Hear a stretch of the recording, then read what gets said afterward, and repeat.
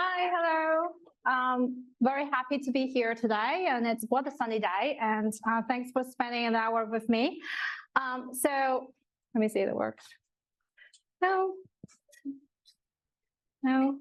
Okay. It always happens at the beginning. Can we try it again? There. Okay, there we go. Okay, so my book Highwire was just published last month, and it's available on Amazon. Well, I have to tell you, what's on Amazon right now are the last batch of the initial print, because OUP has sold out, because I want to order more for my events in Hong Kong, and they have zero stock left. So order it now before it's too late. Now, I think this book sells well because it touches upon one of the most important sectors of the Chinese economy, being the digital sector, which contributes to over 40% of China's GDP and employ actively and employ formally, informally over 20% of China's active labor force. So it currently employs over 200 million people.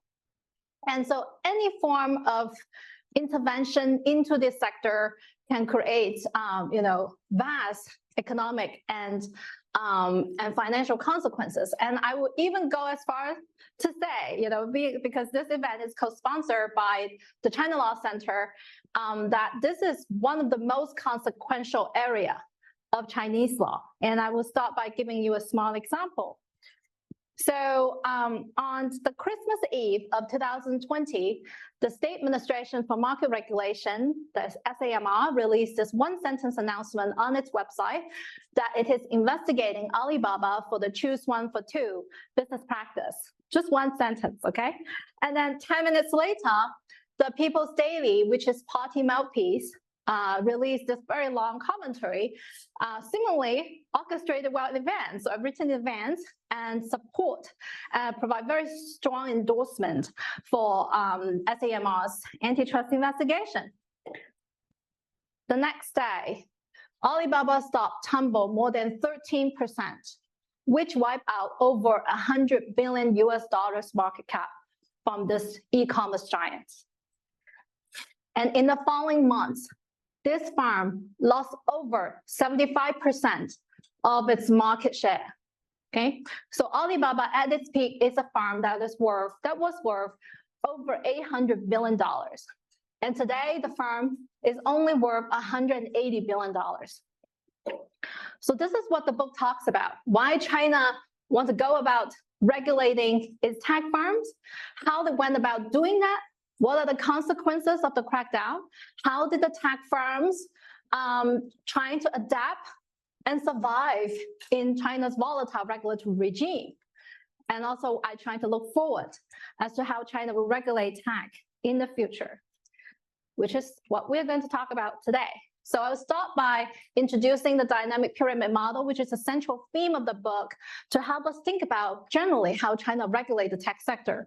But in fact, this model has very wide application, not only applies to tech, but also more generally, if you need to think about how China regulates. And it's, in fact, in one chapter, I apply this model to explain other major policy challenges that China has faced in recent years, like the COVID pandemic control and the property crisis.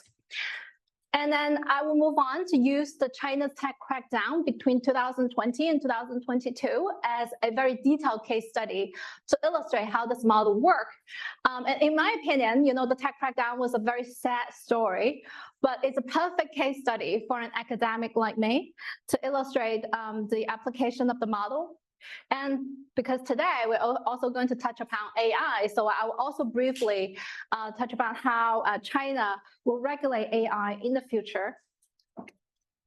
Now, if we think about regulation as a system, this system has three important features. I use hierarchy to describe its structure, volatility to describe its process, and fragility to describe its outcome. So in terms of hierarchy, I describe China's the major players in China's regulatory system are situated in a hierarchy. They're very centralizedly coordinated, and they are situated in different tiers of the Chinese society. Now, in terms of the process, I use volatility to describe it because it tends to be characterized by cycles of regulatory tightening and regulatory easing. And in terms of the outcome, I use fragility because very often you see well-intentioned regulatory interventions can generate vast unintended consequences, and that tend to undermine the initial regulatory objectives the agency is trying to achieve. So I will use the China's tech crackdown as an example to illustrate this. Okay, so here we have 4 major players in China's regulatory system. You have the top leaders, who's very powerful, right? I mean, being the policymakers, but they have limited capacity and time to deal with all the enforcement actions. So these are delegated to the regulators. Now, the Chinese regulators are very powerful in the sense that they are seldom challenged by firms. Unlike here, right? I mean, you see companies like Google and Amazon, they fight tooth and nail with the agencies, but not in China. And so regulators can move ahead very quickly with their actions with very little resistance from firms. However, there is a very paradoxical phenomenon in China that regulators either do very little or do too much, and we will explain that. So in the first phase, back then around in the 2010s, around that time, the Chinese leadership was very supportive of the consumer tech businesses. And now we have the AI Plus initiative. Back then we have the Internet Plus initiative. And you heard that buzzwords all the time.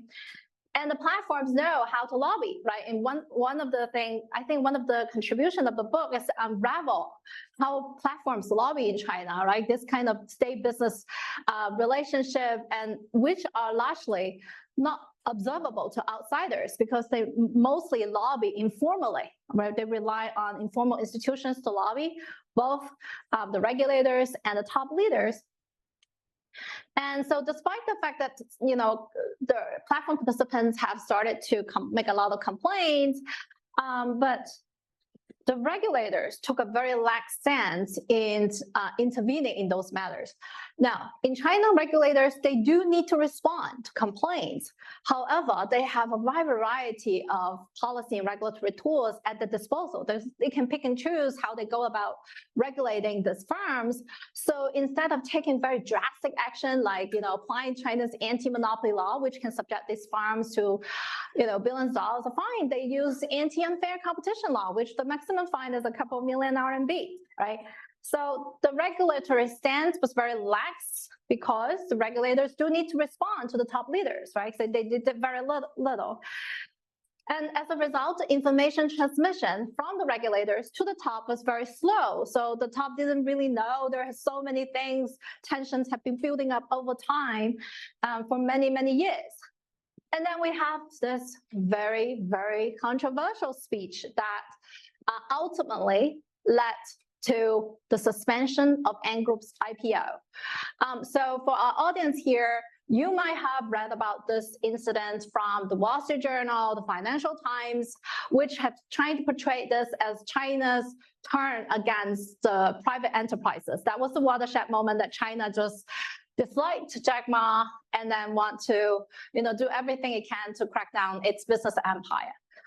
Look, I mean, I think this kind of oversimplify what is really going on, right? I mean, so in this op-ed I published on Project Syndicate, I explain, the fundamental tension, that the fundamental trigger for the Ant Group's IPO debacle had to do with the long-standing regulatory tensions between People's Bank of China, the PBOC, and Ant, which is China's largest fintech company. So let me give you a 2-minute introduction into Ant. So Ant Group was a company spin-off from Alibaba. It owns one of the largest China's payment app called Alipay. Okay. And that is used by over 800 million Chinese people. Okay, so Ant leverage its vast user base and expand into numerous other financial services, the credit tech business, the insurance tech business, and investment tech business. Now, its most profitable business is the credit tech business, in which Ant as an intermediary connecting ordinary users like you and me and the Chinese state-owned bank. So Ant will help facilitate those kind of unsecured loans.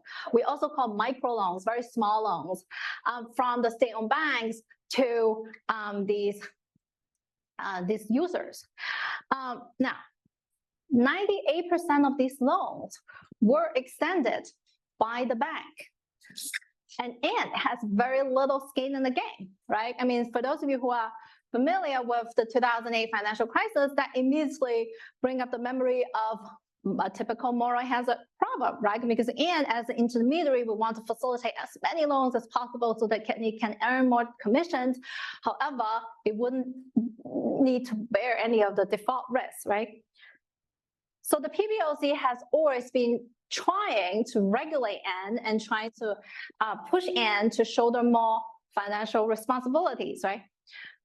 And what's more, right before Ant's IPO, Ant got an incredibly high valuation. So Ant's valuation was estimated up to $320 billion, which was higher than JP Morgan, the then biggest bank in the world. Now think about it, Ant was just a 5-year-old company, right? How did it manage to get such high valuation? The thing is, Ant had pitched itself not as a financial firm, but rather as a tech firm. Because as a tech firm, you can get 4 times as much valuation as a financial company. It even changed its name from Ant Financial to Ant Group in order to avoid being identified as a financial institution. And in its IPO prospectus, you will see Ant said, we are a tech fin rather than a fintech, okay? And so if you're an official sitting at PBOC, now you're not just worried about moral hazard. You're more worried about a big bubble in the making, because this thing is going to go on IPO in Shanghai and Hong Kong, and it's going to be the biggest bank in the world, right? I mean, it has a huge valuation, which much higher than everybody expected. So that's worried the regulators that this is going to pose systematic risk. So I try to give you the whole story of why, the regulators eventually went ahead, right? I mean, after the speech, and reported this matter to the top policymakers. And then we all know what happened afterwards, that China initiated this massive crackdown on not just Ant, but also other parts of Jack Ma's business empire. They started this investigation of Alibaba, which we already talked about, right? And then that spread like wildfire, affecting e-commerce, social media. Later, Didi, right, ride-hailing business, and then the online tutoring business was also wiped out overnight. And it was during this period that President Xi introduced the so-called common prosperity slogan that really worried a lot of people, because it brings back the memory of communism, that is China rolling back its market reforms and going to, put more emphasis on equality, right?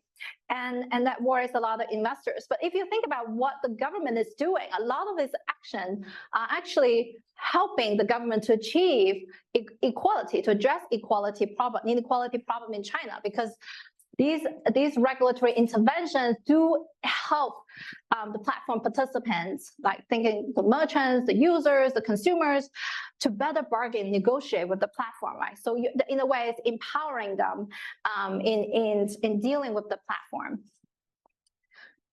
But starting in 2022, after Chinese economy has been locked down for more than 2 years, and the Chinese economy is doing very badly, and then in early 2022, there was the Russia-Ukraine war, and the international investors are very worried that China might extend help to Russia, and that might, that might cause a lot of troubles to the Chinese economy. And in March 2022, there was a massive sell-off of the Chinese stocks, particularly after the news that a lot of the Chinese companies listed in the US might be delisted, right? I mean, so that really worries the Chinese policymakers. And the then Vice Premier Liu He convened an emergency meeting among the central ministries and sent out a very strong policy signal that they are going to ease regulation.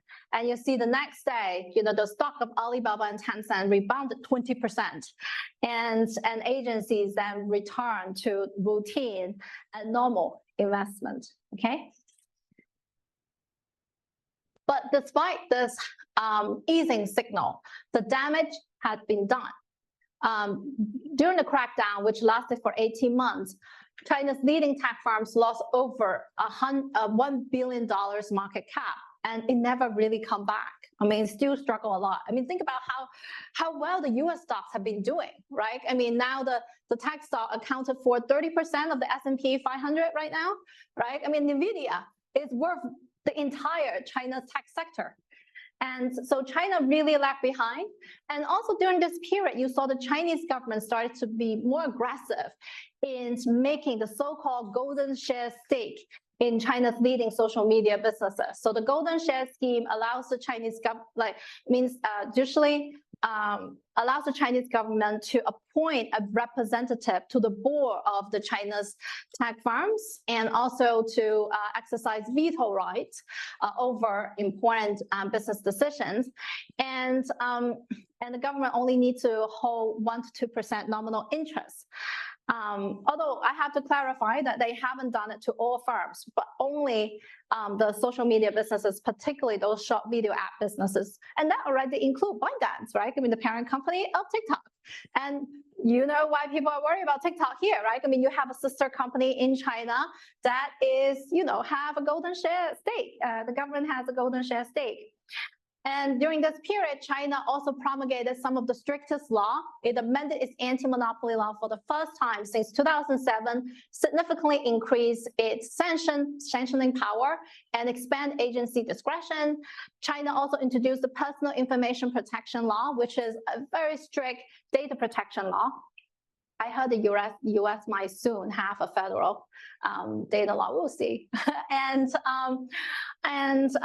also China introduced this really strange and cross-border data transfer rules, which annoys everybody because it significantly increased the compliance costs for both domestic and foreign businesses in China, right? So despite the fact that the crackdown only lasted for 18 months, it's unprecedented long, but still it's short-lived.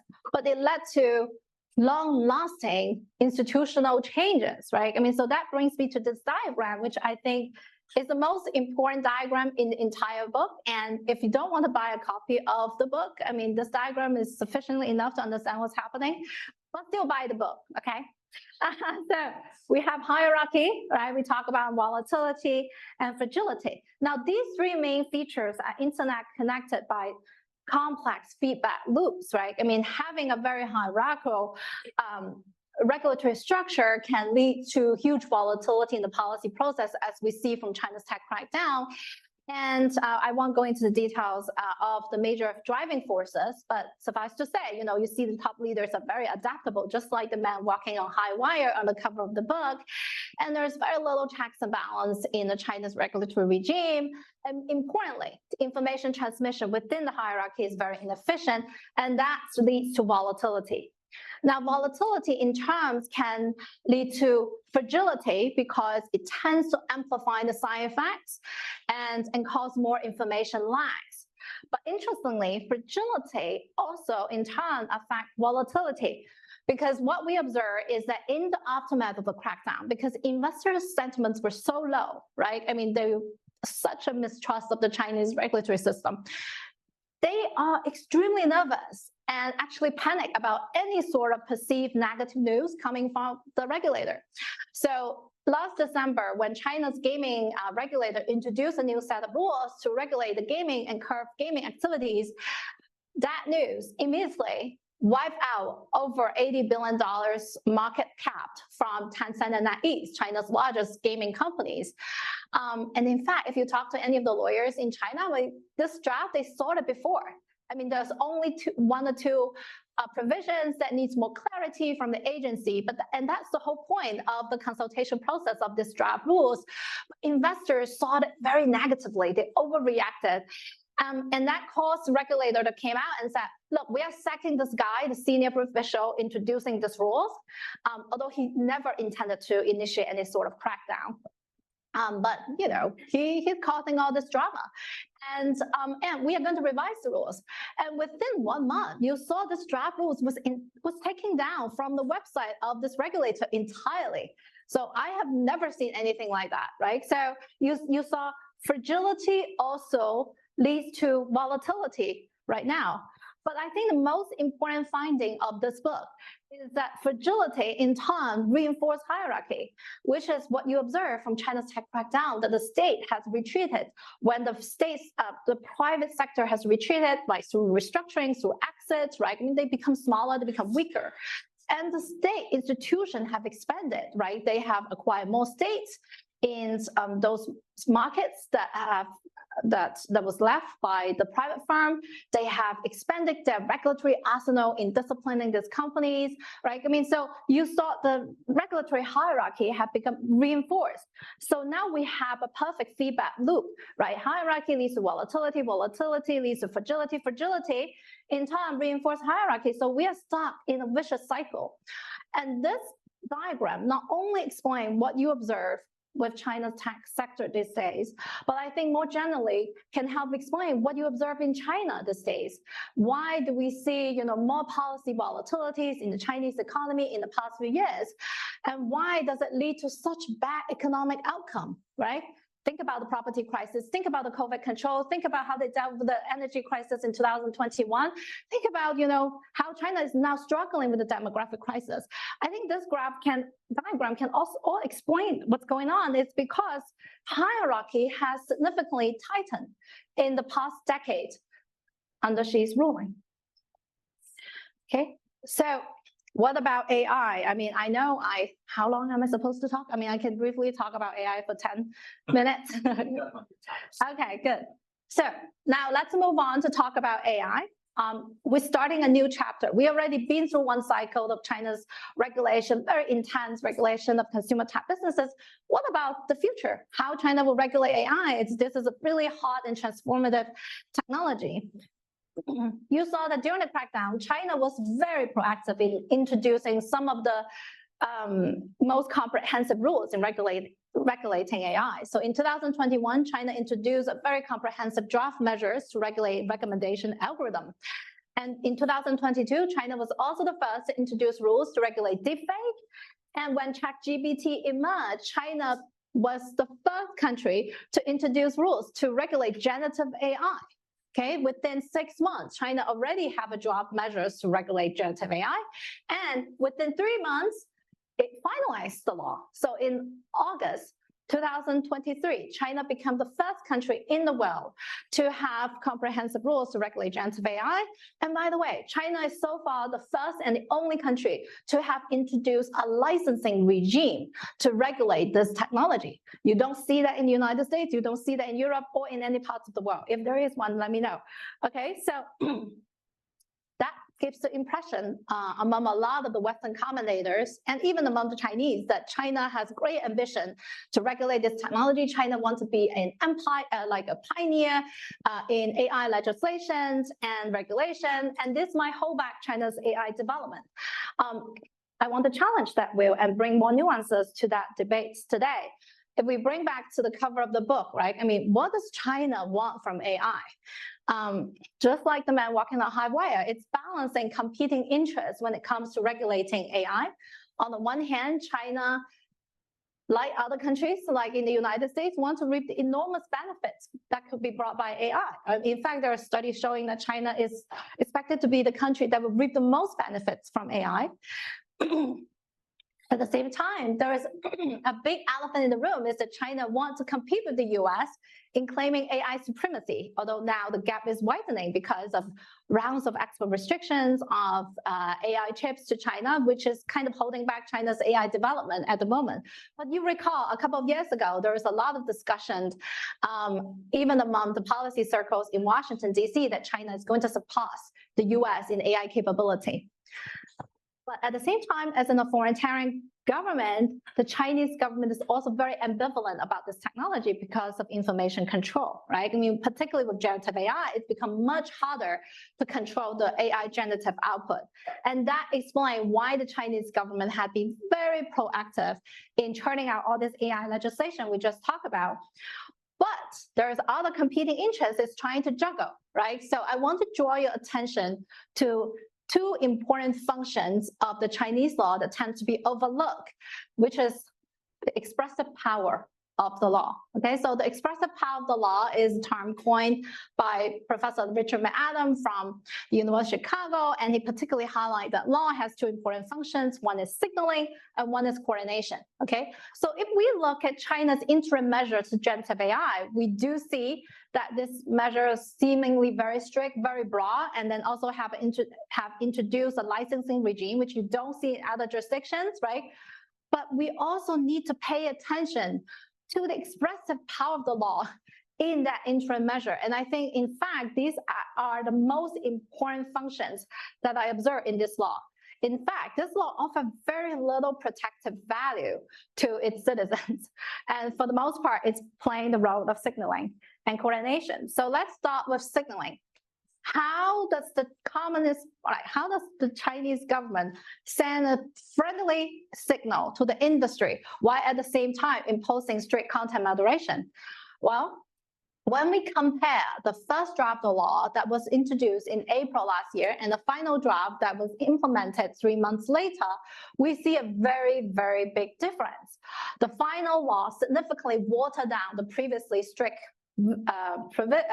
version and significantly narrow the scope of application. So the finalized version only applies to those AI service providers that offer services to the public. Okay, and you only need to obtain a license if your services are expected to have mobilized public opinion mobilization capacity. And you know where that's coming from, because that's the main concern of the Cyberspace Administration of China, being the internet watchdog, and they care deeply about information control, right? So that's the bottom line. So if your services are not offered to the public, nor does it have public opinion or mobilities, you don't need to worry about this new law. It doesn't even apply to you. Right? I mean, so that came as a very big relief to a lot of the AI entrepreneurs in China who may not have the capacity or the time to go through this licensing process, especially for those small and medium-sized startups, right? I mean, so they can just offer those services for enterprise use, right? They can sell it to Huawei, sell it to Apple, right? I mean, they don't need to worry about this license requirement. And you also don't notice that the finalized law was jointly promulgated by 7 central ministries, including the CAC, right? I mean, so during the legislative process, the subsequent 3 months, there are 6 other central ministries that joined this game. And among this ministry, there are some that are strongly in favor of AI development because they are in charge of the self-sufficiency program that is trying to help China to achieve technological self-sufficiency and to address a lot of the export restriction problems posed by the US, right? I mean, so the last thing they want is that China will impose very strict regulation that will create hurdles for its AI development. So you'll see there are competing factional interests within the Chinese bureaucracy in terms of how we drive AI regulation. And the ultimate product is the compromise product after a very long, vetting and negotiation among different industry and regulatory participants. And you see this pro-growth faction has prevailed over the pro-regulation faction, right? Because they successfully watered down the law. And that victory conveys power. And that's a very strong policy signal sent to the investment, the business, and the regulatory community that China is strongly in favor of AI growth, and that signal is desperately needed at the moment, right? Because think about the AI entrepreneurs and the investors who have been severely battered by China's tech crackdown in the previous cycle. At this cycle, their sentiments are very low, right? I mean, also the Chinese economy is doing very badly. They desperately need this very friendly industry signal from the law. Another thing that people tend to overlook the interim measure is Article 5, Article 6, and Article 15 of the law, in which it incorporates some very friendly provisions that kind of work like industrial policy. So one of the hallmarks of China's AI legislation is that they closely integrate industrial policies with regulation that you don't tend to see in other jurisdictions. So the law emphasized the coordination of regulators, the coordination of different industry participants, data and computing resources, which are the essential inputs into AI development, standard setting and rulemaking, as well as local legislation, right? And so this kind of brings us, and that approach, this whole of society approach is perfectly consistent with what we see in other sectors, critical and strategic areas that China is now trying to double down to compete with the US. We call it the 举国 approach, right? The whole of society approach. And that's why my prediction is that China is very unlikely to impose very strict sanctions, very strict regulation on AI unless something really bad happens. I mean, that will be, so we are currently at the stage similar to the first stage of the consumer tech business where you see agencies are now taking a very lax stance in regulating AI. And that obviously will have other consequences because that will sow the seeds for AI-induced accidents or disasters that might occur later down the road. So I will stop here and would love to hear your feedback and comments. Thank you.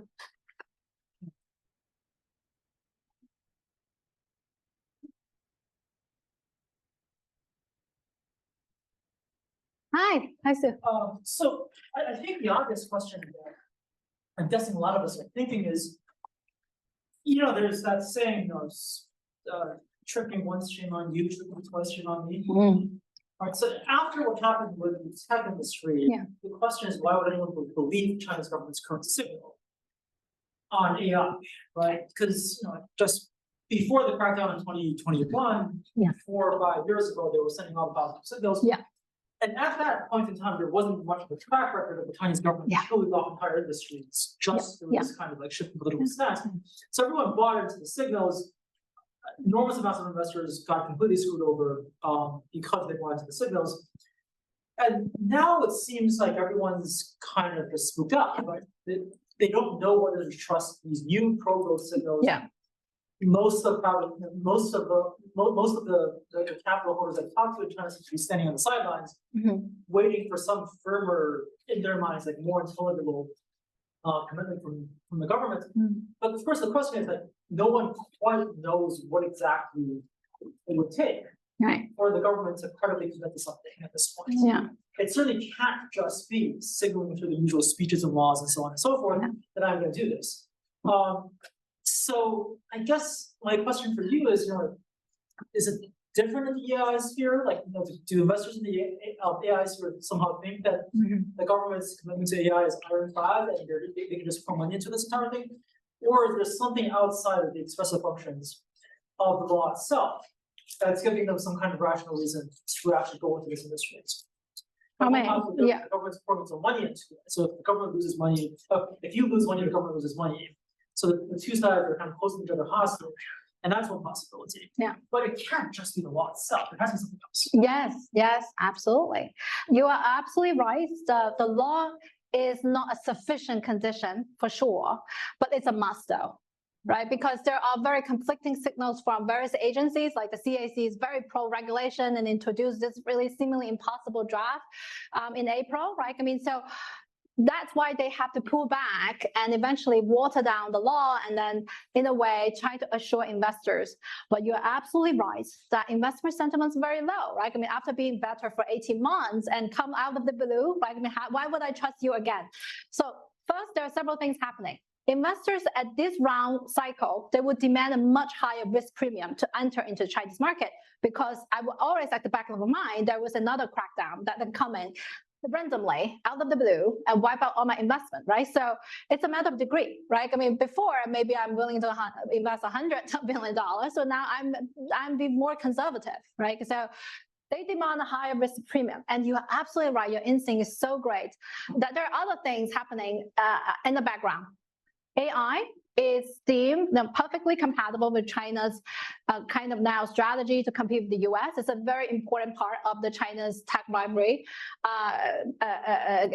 scheme, right? The Sino-US tech rivalry scheme. And then, look, I mean, we just been through the 2 sessions of this, the National People's Congress, where the new buzzword is the new quality productive force, and AI is highlighted as one of the key and critical technology. So what these firms are doing now are perfectly compatible with the government policy. They know they're on the right side of the government.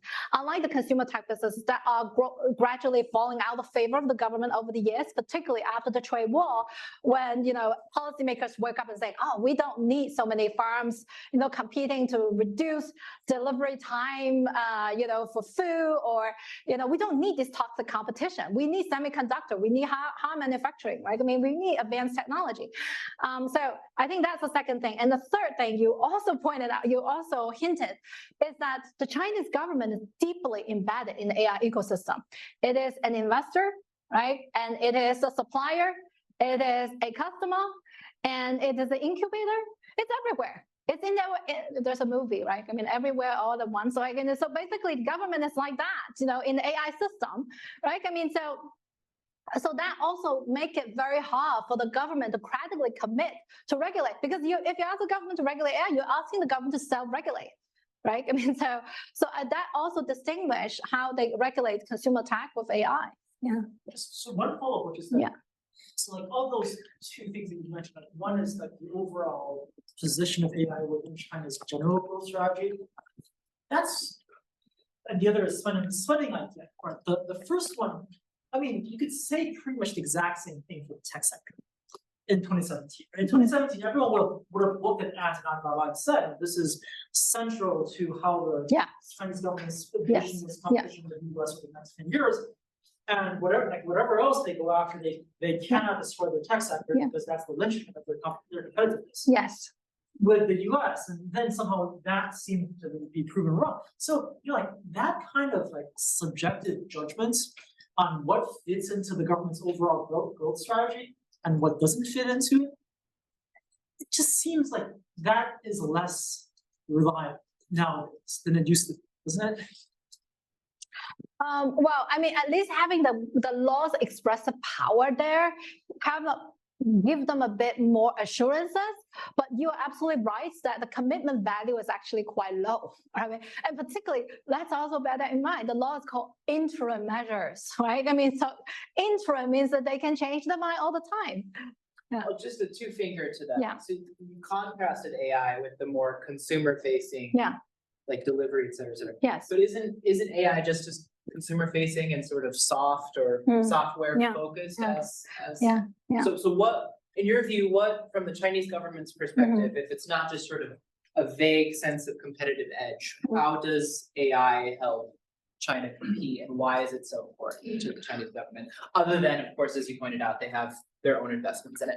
Right. I mean, AI has very wide application. I mean, it flows like electricity. It has software application. It has hardware application. Like, for instance, China is very good with robotics. I mean, China is very good with facial recognition, voice recognition. Like, these things that China is at that cutting edge. But you're right. You know, AI can also be used to power TikTok and, you know, and other short video apps, right? I mean, so I think China is more looking towards those hardcore applications of AI, and particularly generative AI, because this is such a transformative technology. And now China is lagging behind, and the gap is currently widening. So they have a desperate urge to forge ahead with the development of generative AI at the moment. Yes. From the book side, China as well. Thanks for the talk. I was never convinced that Jack Ma's speech was the reason for the crackdown. And then in the slides, you show your article, and I realized this is how I know it because I read your article. Oh, thank you. I want to ask you if you can to talk a little bit about in what way China's approach to regulating the tech sector differs from the European Union and from the US. Yeah, very good question, right? I mean, so the dynamic pyramid model wouldn't apply to the US or the EU, mostly because of the hierarchy, right? I mean, here in the EU and the US, you have much more robust checks and balance in your system, right? I would say the US is at an extreme that is very strong checks and balance. And whenever the agency now, currently in the US, you have 4 major tech firms, Meta, out of those 5, I think Gamma, that are facing regulatory challenge from the FTC or the DOJ. Query how far these cases will go, right? I mean, because these firms have very strong track record challenging the agency actions in court. And although a lot of progressive scholars and regulators feel very frustrated by, the judicial oversight and think the court has been lagging behind in thinking about how to regulate tech. But in the US, it have this very strong checks and balance do hold back old agency overreach, unlike in China. That's why the regulatory pendulum swing can swing so fast in China that you don't see in any other jurisdiction.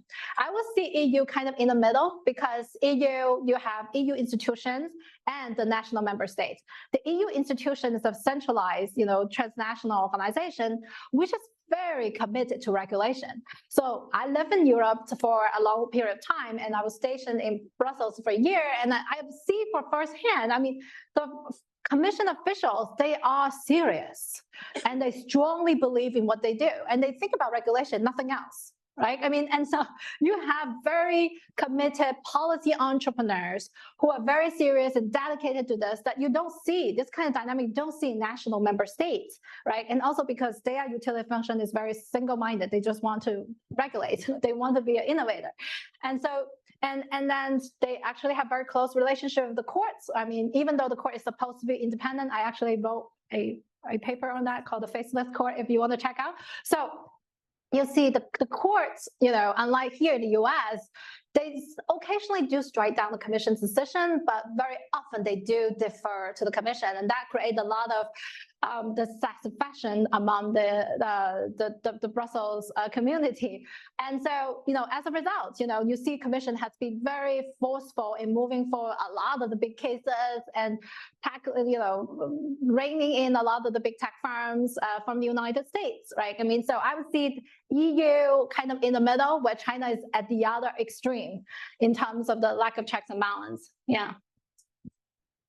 Thank you so much for illustrating about China and support with peace bill and legislation appearance in the broader AI cases proposed in the US.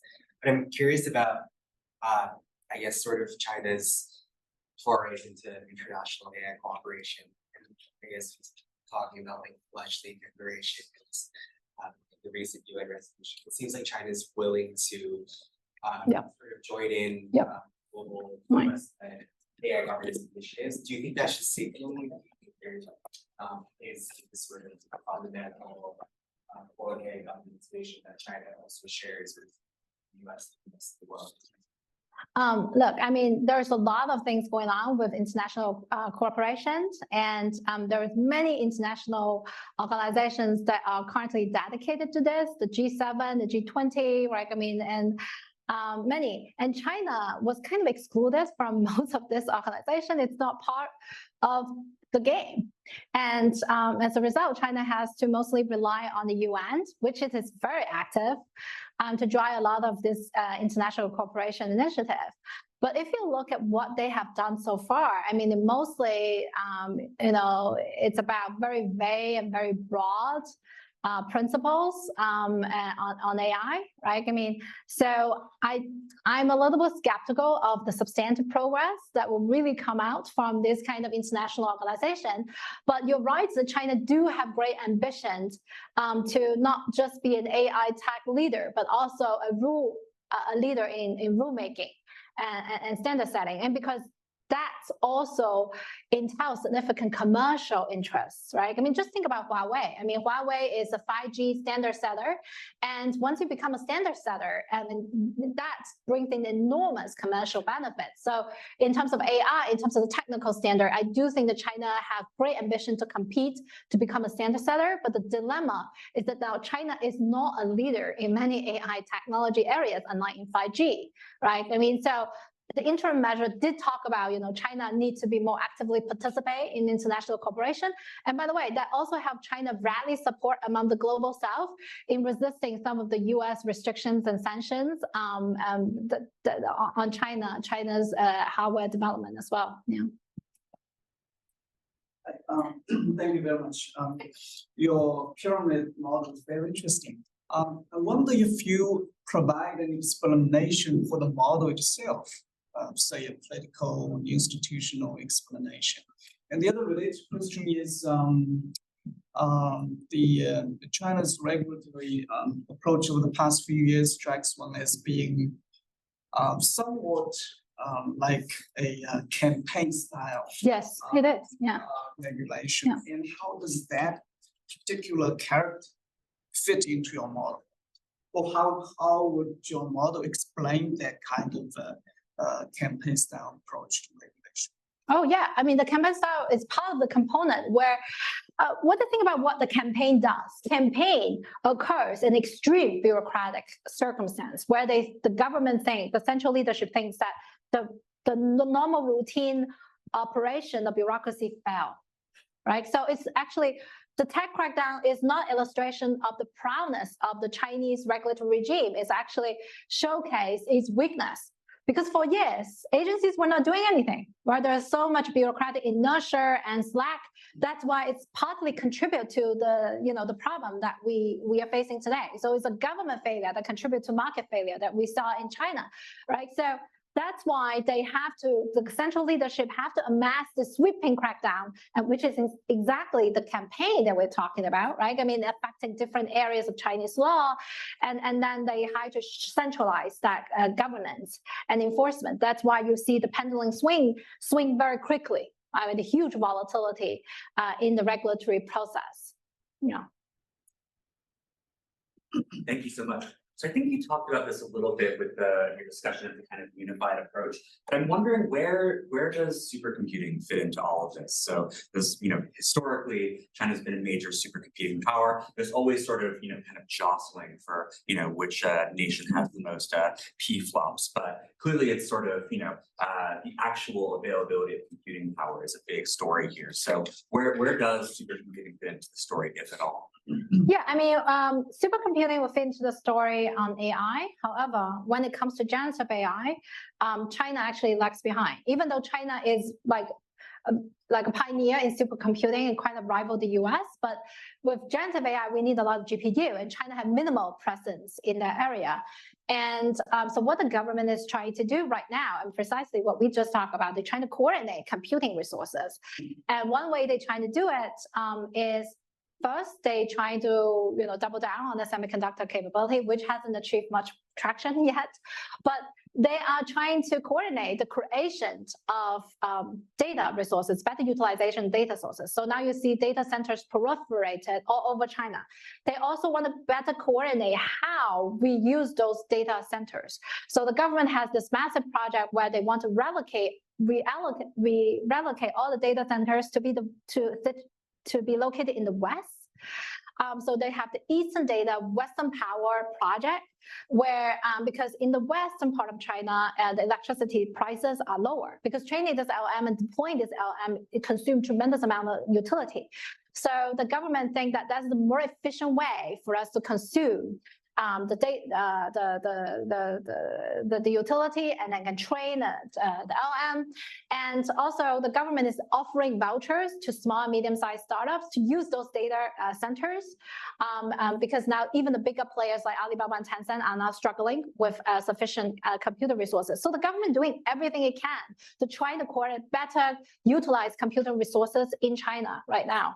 Yeah, but that's definitely the biggest bottleneck holding back China's AI development at the moment. Yeah. Great question. I was taking a look at China's economic regulations. It seems like some of the statements are a bit contradictory in terms of some articles, national security, others, personal privacy. Is there like, I don't know, some reconciliation of that? And policies, or are these just general? Trying to just select each individual situation. Right. I mean, one advice I give to students in Chinese law is that don't take the Chinese law too seriously. Don't read into the law and take it on, as what it is, right? I mean, so, sometimes they can penalize a firm without any law.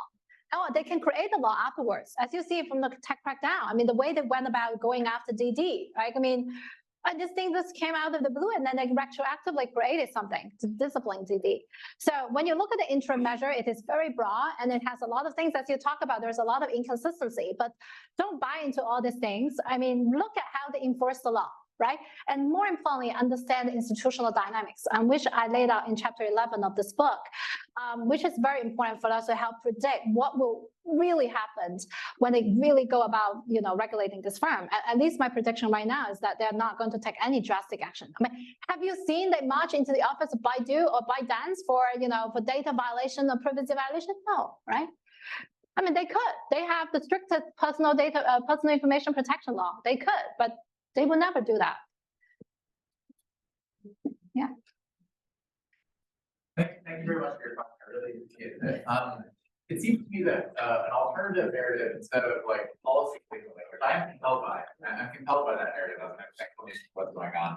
But another way of sort of understanding why a regulation became so much more narrow, much more like specific, limited in scope, is because like imagine the tech people being like, we have no way to enforce, we have no idea how to enforce these regulations. We don't even know if these regulations make any sense in the context of what we're doing. So I can imagine there being a narrative where you got some people on the ground, they'll be like, the reason these policies ended up the way they are is not the signal, but in fact just like a pure sort of limitations of the technology as we understand, right? And so I wonder then, is it the case that maybe AI is in some ways pushing back, like so technical people working in AI are in some sense pushing back on what is considered good criteria for judging efficacy of policies, for judging efficacy of regulation, etc. I mean, do you see instances where the actual technological product of AI, whatever that is, ends up pushing back and sort of informing criteria for governance? Right, I mean, very good question. I mean, this kind of dilemma, you see that dynamic, you also not just see in China, you also see in the EU, where you see the close to finalized version published in March, also significantly watered down the previous parliament version, right? I mean, so it's true that this thing is very new, right? I mean, there is a saying in China that let the bullets fly a little bit. So let's wait and see. Right, and yeah, so that's and so and that's precisely why, and then that's one of the reasons I wouldn't dismiss it. I think that's one of the contributing reasons, but I think that's not the most important reason. I think the most important driving factor is still that there's other factions that want to enable its AI growth and don't want to deter the industry. Yeah.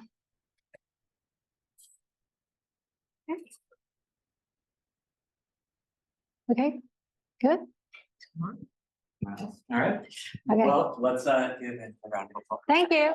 Thank you.